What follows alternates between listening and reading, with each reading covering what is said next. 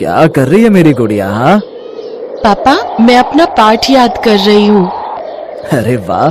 और किशन कहाँ है? भैया खेलने गए हैं, कह रहे थे कि शाम तक आ जाएंगे। ये किशन भी ना, इसका पढ़ाई में बिल्कुल मन नहीं लगता। अच्छा, तुम्हारी माँ कहाँ है? माँ पानी भरने गई हैं। लो बताओ, उस बेवकूफ को ये समझ नहीं आता कि थोड़ी अपनी माँ की मदद कर दे। बस खेलता रहता है सारा दिन। ये कहानी है प्रिया की। प्रिया एक छोटे से गांव में अपने पिता रामलाल और माँ सरला के साथ रहती थी। उसका एक भाई भी था, किशन। रामलाल छोटे किसान थे और खेतीबाड़ी करके ही अपने परिवार का पेट पालते थे, जबकि सरला घर का कामकाज देखती थी। माँ, मैं पकड़ लूं एक मटका? नहीं गुड़िया, भारी है, तू कैसे उठाएगी? भारी नहीं है माँ, ये कहो ना कि मेरा एक पैर नहीं है तो तुम डरती हो कि कहीं मैं... नहीं, ऐसा नहीं कहते मेरी बच्ची, मटका सचमुच भारी है, वरना मैं तुझे ही पकड़ा देती। दरअसल 1 साल पहले तक प्रिया बिल्कुल ठीक थी। वो बाकी बच्चियों की तरह खूब खेलती थी, लेकिन एक दिन गांव में बहुत तेज तूफान आया। उस वक्त प्रिया खेल रही थी। जैसे ही वो घर जाने लगी, तभी एक बड़ा सा पेड़ टूट गया और उसकी एक मोटी टहनी उसके पैर पर आ गिरी।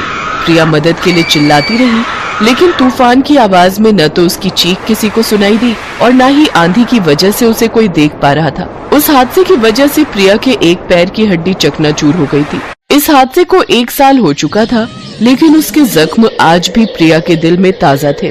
फिर उसी शाम... पापा, एक बात पूछूं आपसे? हाँ बोलना। पापा, क्या मैं आगे पढ़ नहीं पाऊंगी? अगले साल मैं 8वीं में आ जाऊंगी और फिर उसके बाद... प्रिया जिस गांव में रहती थी, उस गांव में एक सरकारी स्कूल ही था, और वो भी 8वीं तक। प्रिया 7वीं क्लास में पढ़ती थी, जबकि उसका भाई किशन 8वीं क्लास में। किशन तो ठीक था, लेकिन प्रिया की आगे की पढ़ाई के लिए उसे शहर भेजना ना तो रामलाल को ठीक लग रहा था और ना ही उसकी माँ सरला को। प्रिया के सवाल पर रामलाल खामोश रह गए। फिर कुछ सोचकर रामलाल ने प्रिया से कहा, बेटी, अब मैं और तेरी माँ बूढ़े हो रहे हैं।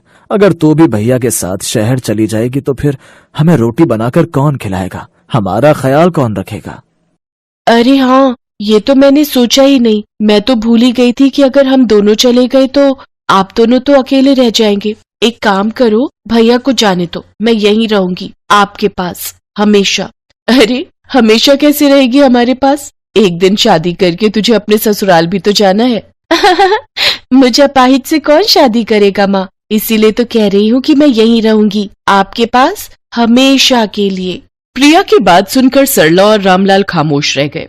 प्रिया ने अपनी बैसाखी उठाई और मुस्कुराकर वहां से चली गई, और उसके माता पिता आंसू भरी आंखों से उसे देखते रहे। रामलाल और सरला जानते थे कि प्रिया को पढ़ने का कितना शौक था, लेकिन उसका अपाहिज होना उसके सामने सबसे बड़ी चुनौती थी। धीरे धीरे कई साल गुजर गए। किशन की शादी हो गई। उसकी पत्नी का नाम माला था। माला 1 नंबर की नकचढ़ी थी। किशन शहर में ही एक कंपनी में नौकरी करता था और वहीं रहता था, लेकिन शादी के बाद उसने माला को गांव में ही छोड़ रखा था। घर के ज्यादातर काम माला को ही करने पड़ते थे, इसीलिए वो सारे दिन कुड़ती रहती थी। फिर एक दिन, मेरी तो किस्मत ही फूट गई शादी करके। घर के सारे काम मुझे ही करने पड़ते हैं और महारानी सिर्फ खाना बनाएंगी। एक तो ये बुढ़ी बुढ़िया, ऊपर से लंगड़ी ननद। हे भगवान, जल्दी से इनकी पगार बढ़वा दो, फिर तो मैं यहाँ एक पल भी नहीं रहूंगी। शहर जाकर इनके साथ ही रहूंगी। पास ही खड़ी प्रिया ये सब सुन रही थी। उसे बहुत दुख हुआ, पर वो शांत रही। अपाहिज होने की वजह से प्रिया ज्यादा काम नहीं कर पाती थी। कुछ महीने बाद किशन अपनी पत्नी माला को शहर ले गया। शुरू में कुछ महीनों तक तो किशन गांव में अपने परिवार के लिए खर्चा पानी भेजता रहा, लेकिन फिर उसने भी पैसे भेजने बंद कर दिए। रामलाल और सरला में अब वो ताकत नहीं थी कि वो खेतीबाड़ी या कोई और काम कर सके। बूढ़े माँ बाप की जिम्मेदारी अपाहिज प्रिया के कंधों पर आ गई। जब उसे कुछ समझ नहीं आया तो उसने ठान लिया कि वो पकौड़े बनाकर बेचेगी, क्योंकि उसे पकौड़े बनाने बहुत अच्छी तरह से आते थे और हर कोई उसके पकौड़ों की तारीफ करता था। उसने वहीं ईंटों से चूल्हा बनाया और कढ़ाई रखकर पकौड़े तलने लगी। अब यही मेरा सहारा है। दिन भर में अगर 100-150 रुपए के पकौड़े भी बिक जाए तो खर्चा पानी चल जाएगा। हे प्रभु, मेरी मदद करना। पहले दिन कड़कड़ाती ठंड में प्रिया सड़क किनारे ग्राहकों के इंतजार में बैठी रही, पर कोई नहीं आया। लेकिन फिर अगले दिन एक बड़ी सी कार उसके पास आकर रुकी, जिसमें से एक बुजुर्ग आदमी बाहर निकले। उनका नाम सेठ किशोरी लाल था। पकौड़े बेच रही हो बेटी? जी, आपके लिए बना दूं? हाँ लाओ, जरा चखाओ तो। प्रिया ने पूरे मन से किशोरी लाल के लिए पकौड़े बनाए। आखिर वो उसके पहले ग्राहक थे। किशोरी लाल ने जैसे ही पहला पकौड़ा खाया तो उनकी आंखें बंद हो गईं और फिर आहा, ऐसे पकौड़े मैंने जिंदगी में कभी नहीं खाए। एक काम करो बेटी, एक प्लेट और पैक कर दो। जी सेठ जी। जब तक पकौड़े बने तब तक किशोरी लाल ने प्रिया से ढेर सारी बातें की और बातों ही बातों में प्रिया ने उन्हें अपनी सारी कहानी बता दी। फिर पकौड़े लेने के बाद, बेटी किस्मत ने तुम्हारे साथ बहुत बुरा किया, पर अच्छी बात यह है कि तुमने हार नहीं मानी। एक काम करो, ये पैसे रखो, इससे 4-5 कुर्सियां और अपने लिए एक झोपड़ी जैसी कुछ बना लो। उससे तुम्हें ठंड नहीं लगेगी और ग्राहक भी सर्दी में कुर्सी पर आराम से बैठकर पकौड़ों का मजा ले सकेंगे। पर सेठ जी, ये तो बहुत सारे पैसे हैं। कोई बात नहीं, जब तुम्हारे पास पैसे हो जाएं तो वापस कर देना। मैं तुमसे मिलने आता रहूंगा और हाँ, पकौड़े मुफ्त में खाऊंगा। अगले दिन सड़क किनारे प्रिया ने एक छोटी सी झोपड़ी बना ली और उसके सामने 4 कुर्सी और एक मेज भी डाल दी। ठंड के मौसम में गर्मा गर्म पकौड़े खाने के लिए ग्राहकों की भीड़ लगनी भी जल्दी ही शुरू हो गई। भीड़ बढ़ी तो सरला भी प्रिया के साथ आने लगी। फिर एक दिन, माँ वो देखो, वो सेठ जी की कार है। सेठ जी नमस्ते। अरे वाह वाह, बहुत बढ़िया, अब तो तुम भी सेठानी हो गई हो। कहाँ सेठ जी, मैंने आपके पैसे संभाल कर रखे हैं, अभी लाई। अरे पैसे आते रहेंगे, पहले अपने हाथ के पकौड़े तो खिलाओ। प्रिया की आंखों में खुशी के आंसू थे। किशोरी लाल ने फिर नजर उठाकर उस बोर्ड की तरफ देखकर मुस्कुराए जिस पर लिखा था, आपका अपना ढाबा। नानकपुर गांव में आरती नाम की औरत रहती थी। वो गांव में लोगों के शादी ब्याह में जाकर खाना बनाया करती थी। आरती की एक 13 साल की बेटी शालू थी। आरती अपनी बेटी को पढ़ा लिखा कर कुछ बड़ा बनते देखना चाहती थी, इसलिए वो दिन रात मेहनत किया करती थी। एक रोज, आ गई माँ तुम? हाँ शालू, लेकिन आजकल शादियां नहीं है तो कहीं भी कोई काम ही नहीं मिला। कोई बात नहीं माँ, आप हाफ रही हो, पहले बैठ जाओ और थोड़ा आराम कर लो। सुबह की निकली हुई हो, अब थक गई होंगी, मैं आपके लिए पानी लेकर आती हूँ। पानी पिलाने के बाद शालू रसोई में जाती है और खाने की प्लेट लेकर बाहर आती है। भूल जाओगे सारे गम जब खाओगे शालू के हाथों के अंडा चावल। खाना देख आरती गुस्से में आ जाती है। क्या चाहती है तू शालू? इस घर में एक और नौकर? मैं पैसे जोड़ती हूँ कि तुझे ग्रेजुएट बना सकूं, लेकिन एक तू है कि जिसके हाथों से करछी बेलन छूटने का नाम ही नहीं ले रहा। क्या हुआ माँ? तुझसे कितनी बार कहा है कि तू बस अपनी पढ़ाई पर ध्यान दे, घर के ये सब काम रहने दिया कर। सॉरी माँ, मुझे लगा आप थकी होंगी तो आज मैं ही खाना बनाकर रख दूं। मेरी बच्ची अपनी माँ का कितना ख्याल रखती है। चल अब जल्दी से खाना खा लेते हैं। अगली सुबह आरती शालू से कहती है, अरे शालू, आज तुम्हारे स्कूल की छुट्टी है ना, तो तुम घर पर ही रहना और घर का ख्याल रखना। ठीक है माँ, लेकिन तुम कहाँ जा रही हो? आज फिर काम ढूंढने जाती हूँ, शायद कहीं खाना बनाने का कोई काम मिल जाए। ये कहकर आरती काम की तलाश में निकल जाती है। ये सब क्या हो रहा है और क्यों?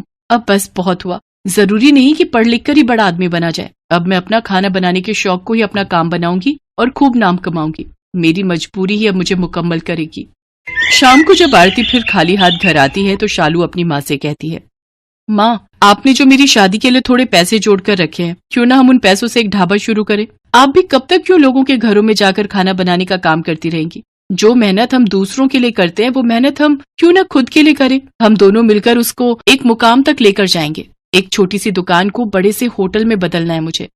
ना बाबा ना, लोग क्या कहेंगे कि बेटी के पैसों को खाकर ढाबा खोला इसने। मैं तो कहीं मुंह दिखाने लायक नहीं रहूंगी, और गांव में तो वैसे भी 2 ढाबे वाले हैं ही, फिर लोग अपने ढाबे पर ही क्यों आएंगे? माँ, तू समाज और लोगों के बारे में कितना सोचती है। लोग हमें खाने को नहीं दे रहे हैं, और रही उन 2 ढाबों की बात, तो उनको दाल चावल के अलावा बनाने ही क्या आता है? हम अपने हाथों के हुनर से इतना लाजवाब और स्वादिष्ट खाना बनाएंगे कि सबका मन जीत लेंगे, और फिर तुम देखना सब ग्राहक अपने ही ढाबे पर आएंगे खाने। हाँ हाँ ठीक है, पर तू साथ में अपनी पढ़ाई पर भी ध्यान देना। आरती शालू की शादी के लिए जमा रुपयों से एक ढाबा खरीद लेती है। शालू बेटा, हम लोगों ने अपनी जमा पूंजी लगाकर ये ढाबा खरीद तो लिया, पर अब हम इसमें ऐसा क्या बनाकर बेचेंगे कि हमारे ग्राहक बन जाएं? माँ, अंडा चावल, और क्या? प्रोटीन से भरा अंडा चावल सबको गर्म रखेगा और साथ में रायता और गुलाब जामुन बिल्कुल मुफ्त। शालू और आरती सब ग्राहकों को अंडा चावल के साथ पीने के लिए बूंदी रायता और मीठे में गुलाब जामुन परोसती हैं। सबको उनके हाथ का खाना बहुत पसंद आता है, और वो भी इतने कम दाम में। सचमुच शालू बेटा, तेरे हाथों में तो साक्षात माँ अन्नपूर्णा का वास है। भाई वाह, क्या स्वाद है तेरे हाथों में, वाह। हाँ आरती बहन, तू तो बड़ी ही भाग्यशाली है जो इतनी होनहार बेटी तुझे मिली है। धीरे धीरे गांव भर में उनका ढाबा बहुत मशहूर हो जाता है और उनके यहाँ ग्राहकों की भीड़ लगनी शुरू हो जाती है। शालू और आरती की दुकान अब काफी अच्छे से चलने लग जाती है, जिससे दूसरे ढाबे वाले उससे जलने लगते हैं। उसकी सफलता देख बगल के ढाबे वाला मंगत राम कहता है, इन माँ बेटी ने मिलकर हमारे काम की वाट लगा रखी है। लगता है इन दोनों को मजा चखाना ही पड़ेगा। अगले दिन मंगत राम ने अपने 2 गुंडों जग्गू और कालू को शालू के ढाबे पर भेज दिया, जहां पहुंचकर वो दोनों शालू की मां आरती से बदतमीजी करने लगते हैं और कहते हैं, अरे सुनो छमिया, अगर तूने जल्द से जल्द इस ढाबे को बंद नहीं किया ना तो इसका अंजाम बहुत बुरा होगा बे। ये सब क्या बेकार की हरकत है।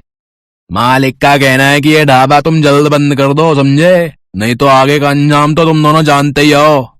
अपनी ये धमकी किसी और को जाकर देना, वरना एक ऐसा थप्पड़ पड़ेगा ना जग्गू। और कालू कौन है ये कोई पहचान भी नहीं पाएगा। रुको, अभी पुलिस को फोन लगाकर तुम दोनों की हेकड़ी निकालती हूँ। चल चल कालू, ये लड़की नहीं सचमुच में आफत की पुड़िया है। क्यों तू इन गुंडों से उलझती है? अगर इन्हें इनकी सही जगह ना दिखाओ ना माँ, तो ये सिर पर चढ़ जाते हैं।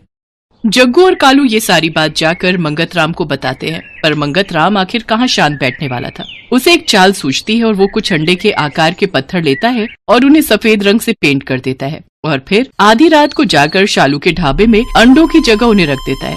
अगले दिन जब आरती और शालू अंडा चावल बनाने की तैयारी कर रही होती हैं, तभी शालू की नजर उन अंडों पर जाती है। ये कैसे अंडे हैं जो इतने भारी हैं? अरे इसमें से तो रंग निकल रहा है। ये क्या? ये तो पत्थर है मम्मी। ये जरूर उस मंगत का काम होगा। वो तो अच्छा है कि तू बिना जांचे परखे कोई काम नहीं करती, वरना जाने क्या होता आज। अब तो हद ही हो गई मम्मी। अब आज रात को अपने इस ढाबे की रखवाली मैं खुद करूंगी और उस मंगत राम का ढाबा तो मैं बंद करवाऊंगी। उधर मंगत राम कब से किसी हलचल के इंतजार में बैठा था। ये अभी तक उनके ढाबे में कोई हंगामा क्यों नहीं हुआ? लगता है अंडे ठीक से अभी उबले नहीं। तभी मंगत राम शालू के ढाबे पर जाकर देखता है कि सभी लोग आराम से खाना खा रहे होते हैं। वो छुपते छुपाते एक ग्राहक से पूछता है, तुम्हें यहाँ का खाना कैसा लगा? क्या कुछ अजीब नहीं है क्या?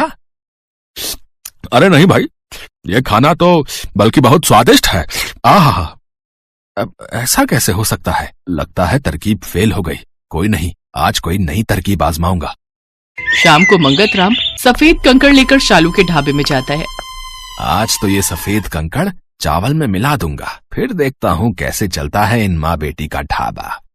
वहीं शालू और आरती छुपकर ये सब देख रही होती हैं। वो जैसे ही चावल में कंकड़ मिलाने लगता है तो शालू और आरती उसे रंगे हाथ पकड़ लेती है। साथ ही शालू इस सारी हरकत को अपने फोन में रिकॉर्ड कर लेती है और पुलिस को फोन कर उसे वहाँ बुला लेती है।